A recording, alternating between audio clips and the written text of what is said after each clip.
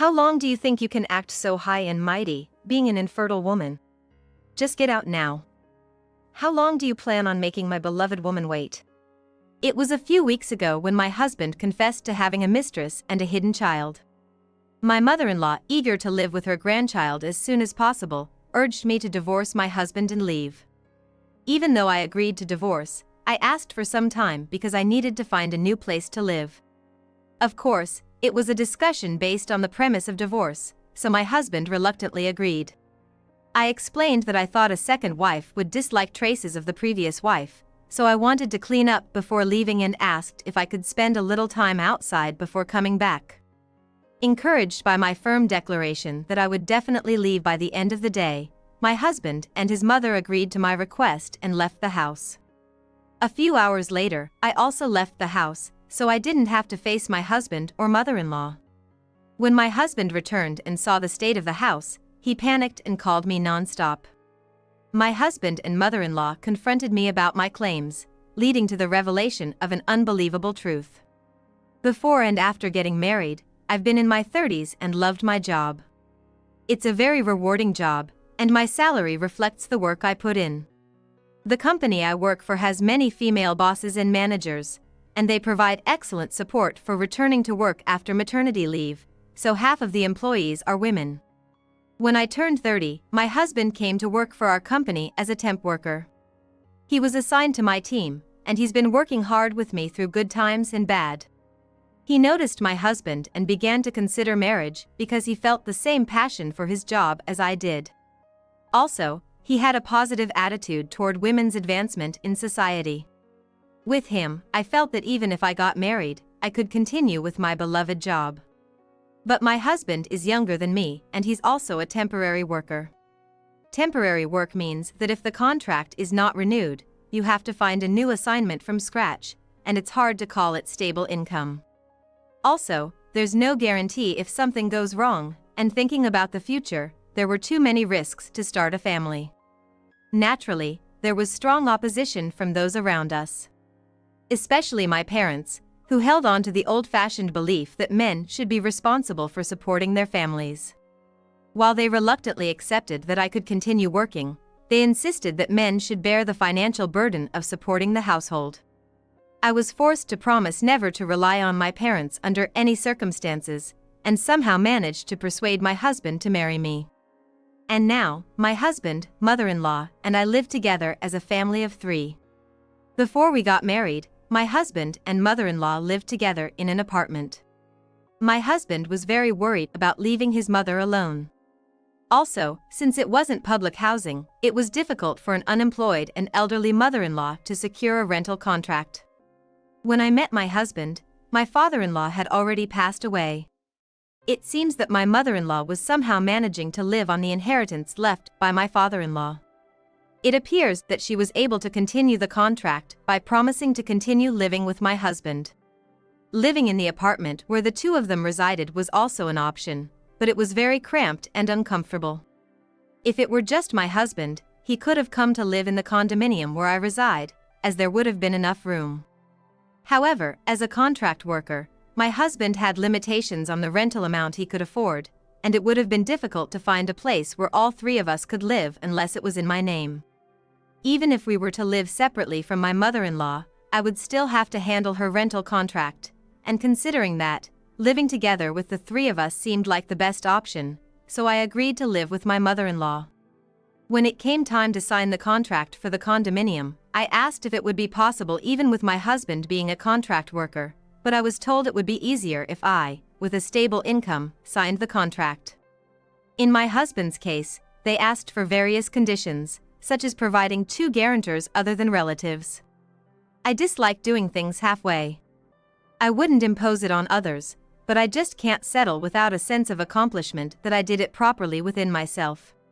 While I'm the one married and earning outside to support the family financially, I didn't want to neglect household chores. I wake up earlier than anyone else to prepare breakfast, pack lunch for my mother-in-law, and do the laundry before heading to work. Even when I have to work late, I stop by the store on my way home to buy groceries and try to prepare dinner as much as possible. Seeing me like this, my mother-in-law often praises me, saying how lucky she is to have such a capable daughter-in-law. It's been 6 months since we got married. My husband is still a contract worker as usual. When we were getting married, my father asked him if he could become a full-time employee within 6 months. My husband once said, "I'll definitely make it," and reluctantly, my father agreed. It's been about 6 months since that promise, but are you going to become a full-time employee? Eventually. But your father hasn't even contacted me once since we got married. Promises are pretty much meaningless, aren't they? Well, that's how it goes. It was within my expectations. In the end, verbal promises often turn out this way. I've come to think that it's better for him to at least work as a contract employee than to just lounge around at home. Isn't it about time you started contributing to our living expenses, even just a little? I can't afford it because job hunting is expensive. Besides, didn't Mom say she's been covering our living expenses from Dad's inheritance? What? That's news to me. Neither my husband nor my mother-in-law has ever given me any living expenses. After investigating further, I learned that my husband hadn't been actively job hunting at all. Instead, he used all the money he received as pocket money to spend on whatever he liked. As for my mother-in-law covering our living expenses from my father-in-law's inheritance, it seemed she was using it for her own leisure activities, just like my husband. My guess is that when my husband noticed his father's inheritance dwindling, he confronted my mother-in-law, who probably said she was giving me the money as living expenses to hide her spending habits. Being kept in the dark and used as a pawn is frustrating, but I decided it was better to avoid confrontation and let things be if they were working out. This situation continued for a while, and before I knew it, several years had passed since we got married. During this time, I had been promoted and received salary increases, becoming more and more the breadwinner of the family. It became natural for me to shoulder all the living expenses. In my mid-30s, I began to think that if I wanted to have children, now was the time. Considering my career progression, taking some time off for maternity leave wouldn't be a problem at all. However, I couldn't discuss this with my husband as he was often coming home late, and we couldn't find the right time to talk about it. Of course, it's been so long since we had any intimacy that I can't even be bothered to count how long it's been. Amidst this, my mother-in-law started treating me more and more harshly. "When are you going to show me the face of my grandchild? Aren't you pregnant with that figure?" Recently, seeing my plump figure, my mother-in-law thought I was finally pregnant and was happy. But when she found out it was just weight gain, her attitude changed. "You just gained weight because of your good appetite? Don't play tricks on me. You got me all excited for nothing. You, with infertility, and that figure, you're just a fat, useless wife." I've always had a tendency to overeat when under stress. During the term exam and school days, while my friends were losing weight due to nerves, I was just getting plumper. Lately, with the strain in my relationship with my husband, my appetite has increased. A fat wife like you is disgraceful. If you're infertile, be infertile, and stop pretending with your misleading figure. Despite my income supporting our livelihood, my mother-in-law began to berate me as a useless wife. When my husband wasn't present during dinner, I was weighed before and after meals. If the scale didn't show maintenance or weight loss, I'd be forced to reduce my portions or, at worst, my homemade dinner prepared with my own money would be taken away. The stress continued to mount, and I found myself consuming more snacks between work, worsening my physical condition. Then, one day, my husband, who rarely came home early, suddenly announced divorce. "What do you mean by divorce?" "I have a child with someone I truly love, born last year. My husband had an affair and has a child he wants to acknowledge with his mistress." Even with such sudden news, I was unsure of how to respond. Then my mother-in-law emerged from her room. "So, you finally told your useless wife. I've been waiting forever. Hurry up and divorce her so we can welcome the grandchild." My mother-in-law demanded I divorce and leave the house. "What a clueless wife you are. Didn't you notice your husband's affair? When a man comes home late every night, it's because he's cheating. Did you know about it, mother-in-law?" "Of course. I've already met the grandchild. Such a sweet child. His mistress. Furthermore, my mother-in-law said this. My husband never made serious efforts to become a full-time employee for me, but he's diligently searched for a company that would hire him full-time to start a family with his mistress. It seems my husband will soon be employed as a full-time employee. My son never had an interest in older women. He married you out of curiosity, but he always complained that having an older wife was difficult. I knew I'd be resented if I lectured them. So I tried my best to avoid that as much as possible. If I pretended not to notice, and if everything in the house ran smoothly, then I thought that would be fine. But this is the result. If I had been more involved in my husband's work and it still ended up the same, then I shouldn't have endured the stress of holding back. With a heavy heart, I agreed to the divorce my husband proposed. It seemed like a waste of time to stay with someone who wasn't invested. I agreed to the divorce. But, could you wait for a while? I want to prepare to leave and find a new place. Isn't that fine? If we kick you out right away, we might end up looking like the bad guys. Even though he's already committed adultery, I thought he was already the bad guy, but without delving into that, I expressed gratitude for my husband's lenient decision. Just like before, I continued to live in the apartment. However, there was a sudden turn of events on the Sunday of the third week since my husband told me about the divorce. He brought his mistress to our house. How long do you plan to linger here? With your ability to handle work so well, you should be able to find a place to stay in a day, right? Taking advantage of our silence, you're quite audacious. That's exactly right.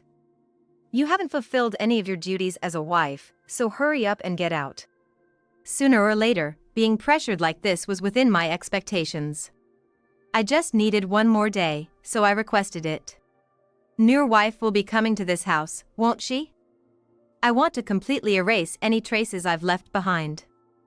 You wouldn't like it either, right? I sought agreement from the mistress standing beside my husband. The mistress agreed naturally, saying that the place should be cleaned up just like when moved in. I nodded in agreement to the mistress's statement. How about spending a meaningful time at a hotel for just one day with the three of us? I'll cover the expenses. I immediately booked a hotel room from my phone. After informing them that the payment had been made, my husband and the mistress left without any objections. However, my mother-in-law emphasized, almost as a parting shot, make sure you're gone by the time we return. True to my promise with the three of them, I left the apartment that evening. I decided to stay at a different hotel from the one booked for the three of them.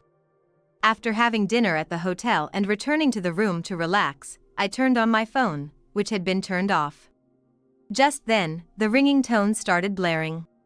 Since I hadn't removed my husband and mother-in-law from my contacts, it was obvious who the caller was. The calls were pouring in, alternating between my mother-in-law and my husband. With a sense of dread about what the calls might entail, I was hesitant to answer. I didn't want to hear my mother-in-law's annoying nagging voice or my husband's insolent tone. But if I ignored them, I had no idea what those three would do next. Reluctantly, I answered the phone, and my husband immediately bellowed, "What the hell have you done?" "What do you mean?" "When I got home, all the furniture was gone. Return all the stolen furniture immediately, you thief." Stolen furniture? Thief? I wanted to shout back that I was the one who bought all the furniture and they hadn't contributed a penny, but I knew getting emotional would be a loss, so I suppressed my feelings. I made an effort to remain composed and calmly conveyed the truth to them. "The rental contract for the apartment has also been terminated, so please vacate by the end of this month." "What? Who gave you the right to terminate it on your own?" "Yeah, that's right. By the end of this month? Isn't that tomorrow?" Furthermore, they complained that despite letting me stay for 3 weeks, I showed no gratitude, or demanded that I pay for the lavish hotel stay today. The hotel stay was their own doing, and I had nothing to do with it. I only paid for the hotel room. They insulted me, calling me stingy, a heartless wife, and so on. Since there was no point in listening to such insults, I hung up and blocked their numbers. The next day, when I finished work and left the office, my mother-in-law and husband were waiting for me outside, apparently having pressured the company to make me leave.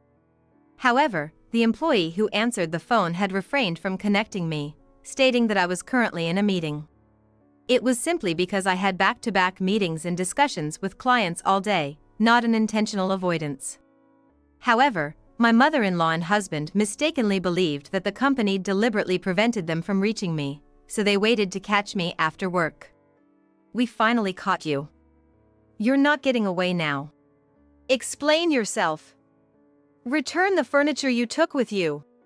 In response, I explained that since I was moving out of that house, it was only natural for me to take my belongings with me.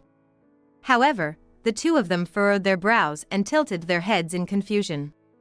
I had the rental contract for that apartment in my name, and I was the one paying the rent. Furthermore, I personally selected and fully paid for all the furniture. Isn't it natural for me to take my belongings with me? Then, my husband suddenly brought up the concept of loan for use, as if he had researched it somewhere.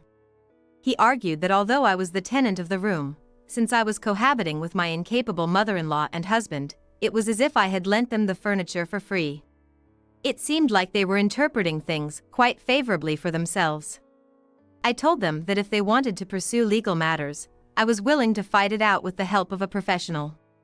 I also questioned whether people who couldn't even manage their own lives could afford to hire a lawyer. If they had that kind of money, it would be better spent on re-signing the apartment. Regardless, from now on, it would be my husband and mother-in-law who would be paying the rent.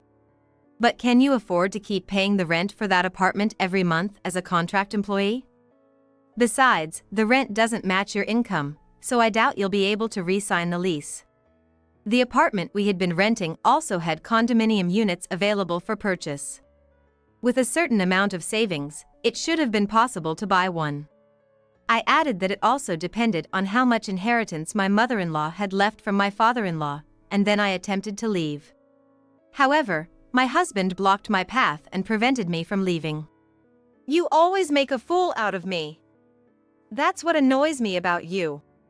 Furthermore, my husband boasted that since he would soon become a full-time employee, renewing the apartment lease or buying a condominium wouldn't be a problem. He still didn't know the truth. As a final act of kindness, I suggested we continue the conversation elsewhere and escorted both of them into a taxi. We headed to the house of my late father-in-law's sister.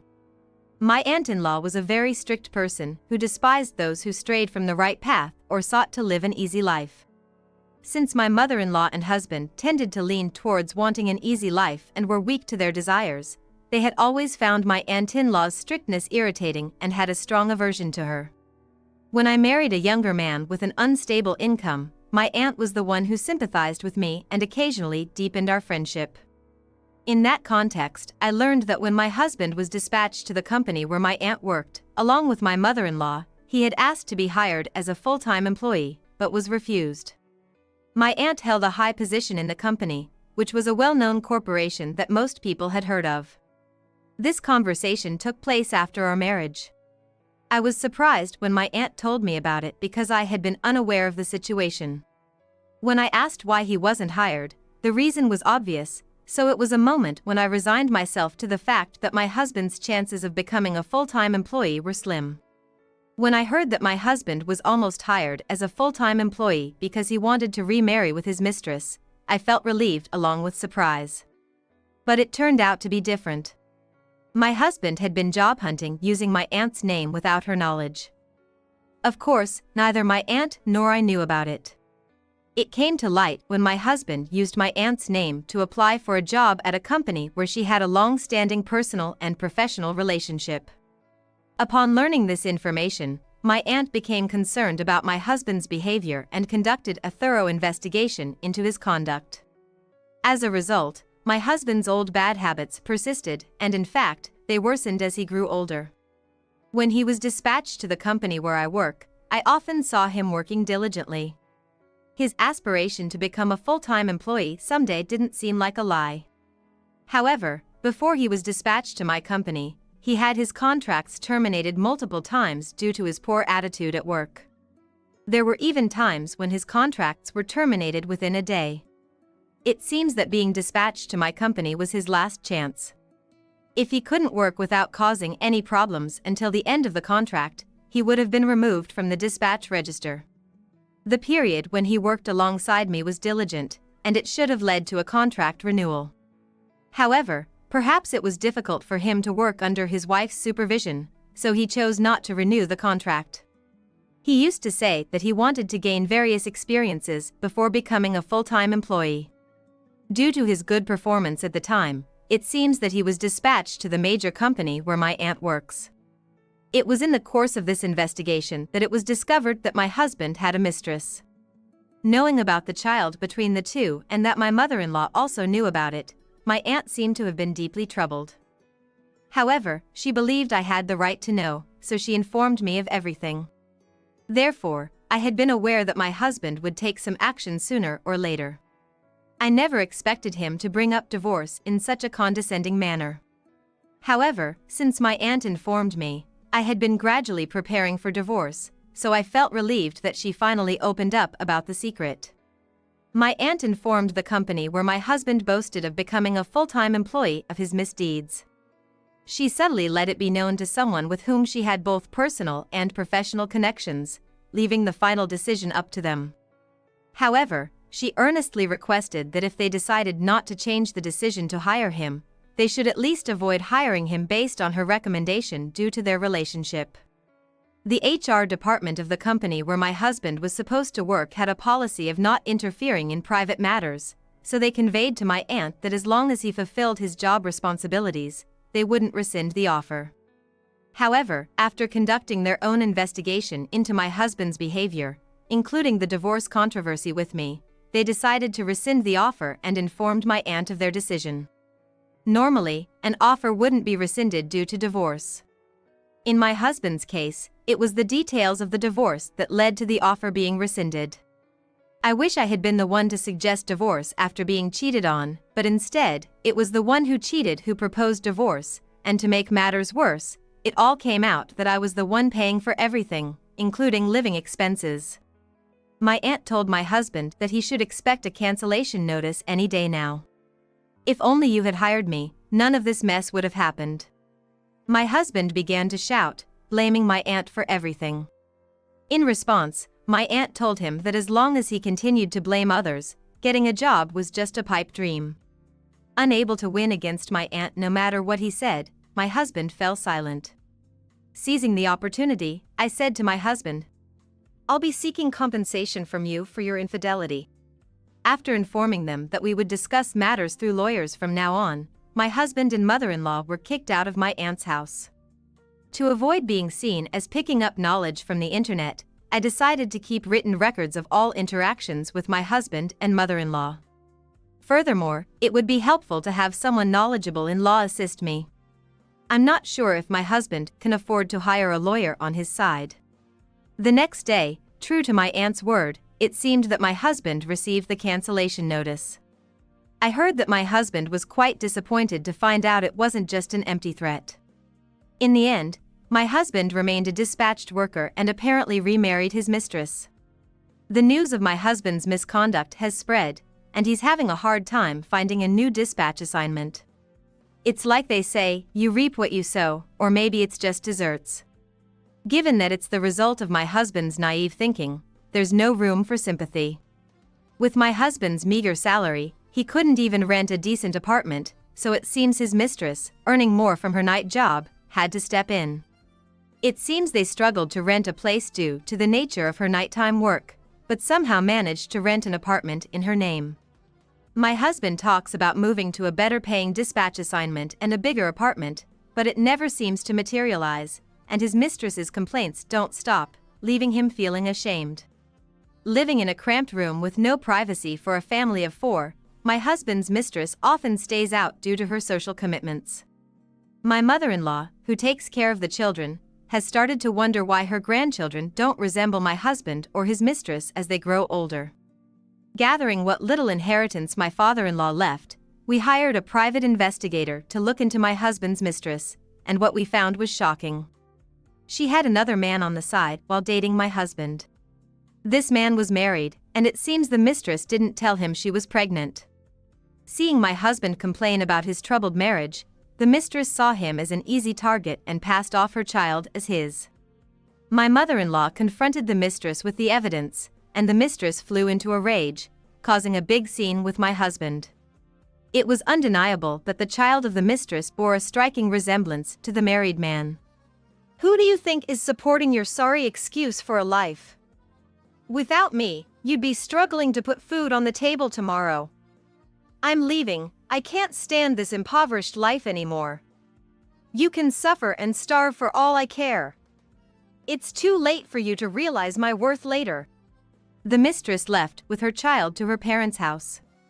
At the mistress's parents' home, they showered love and provided ample education for the child, recognizing the child's innocence, but they were extremely cold to the mistress who had returned after causing such havoc with her affair. With no place to stay, they kicked her out if she couldn't pay even a small amount for living expenses, so she ended up living in a shabby tent pitched in a corner of the yard. The promiscuous mistress, banned from entertaining male clients, now struggles with low-paying odd jobs. Left behind, my husband and mother-in-law quickly fell into financial hardship. They couldn't afford rent, utilities were cut off for non-payment, and they were struggling to put food on the table. My mother-in-law had to start working as well. My husband remains a contract worker, and his old bad habits resurfaced, leading to frequent contract terminations.